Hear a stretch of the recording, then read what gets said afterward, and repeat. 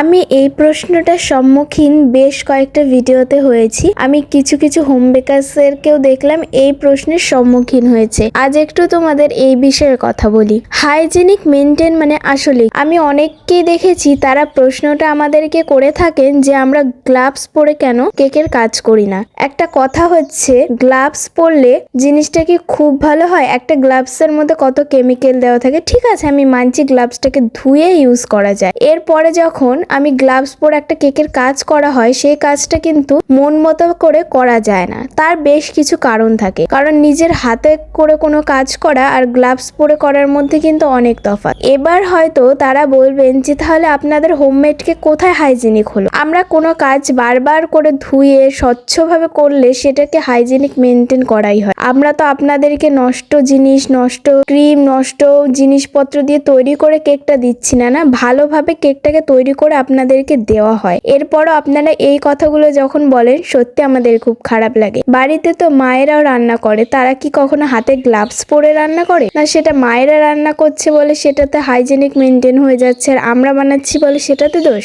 এই কথাগুলো আপনারা কখনো বলবেন না। আপনারা ভালো জিনিসটা পাচ্ছেন, এটাই সব থেকে বড় কথা। একটা হোম বেকার্স কিন্তু প্রচুর হাইজেনিক মেনটেন করে কাজ করে। কখনো এই কথাগুলো বলে তাকে হার্ট করা আমাদের পক্ষে কারোরই উচিত নয়। তাই কখনো এই কথাগুলো বলবেন না। যদি আপনারা কোনো খুঁত অবশ্যই পান হোম বেকার্সদের কেকে, তাহলে অবশ্যই তাকে বলবেন, কিন্তু এই প্রশ্নটা কখনো কাউকে করবেন না। এই প্রশ্নটা করা পুরোটাই ফালতু একটা কাজ। সে মানুষটা কিন্তু তার সবটুকু দিয়ে চেষ্টা করে একটা কাস্টমারকে ভালো জিনিসটাকে দেওয়ার।